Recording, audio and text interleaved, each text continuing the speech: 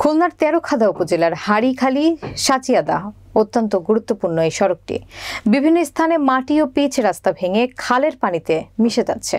আবার কোথাও কোথাও রাস্তার অর্ধেক অংশ ভেঙে গিয়ে চলাচলের অনুপযোগী হয়ে পড়েছে। দ্রুত এটি সংস্কার করা না হলে এটি ঝুঁকিপূর্ণ স্থানের রাস্তাগুলি খালে চলে যাওয়ার আশঙ্কা করেছেন এলাকাবাসী। খুলনা জেলা প্রতিনিধি রাসেল আহমেদের প্রতিবেদনে থাকছে বিস্তারিত।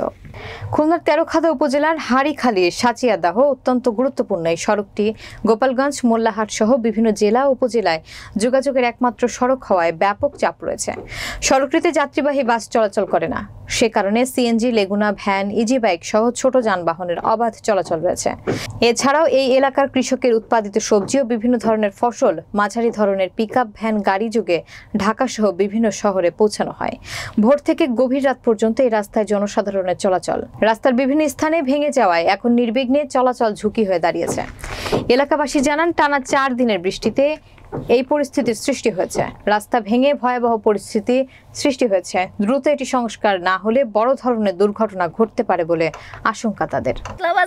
ভেঙে গেছে এখন, ভাঙতে খাতলা বাজার পর্যন্ত গেছে। আমাকে তো অসুবিধা হচ্ছে সব দিক দিয়ে, যাতায়াতের সমস্যা আমাকে, তারপরে মসজিদ মন্দির সবকিছুরই সমস্যা আমাদের।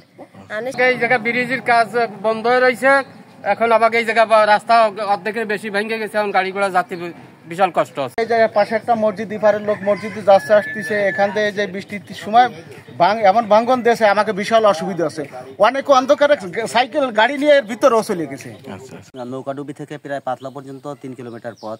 এখানে প্রায় জায়গা খাল ভাঙনে রাস্তা অধিকাংশ জায়গায় আপনার প্রায় অর্ধেক করে ধসে খালে নেমে গেছে। এই জন্য যদি খুবই দ্রুত আমাদের এই রাস্তাটার কাজ হয়, বিশেষ করে আল্লাহর ঘর মসজিদটাও বেঁচে যাবে, এলাকার মানুষও দুর্ভোগের হাত থেকে ইনশাল্লাহ রক্ষা পাবে।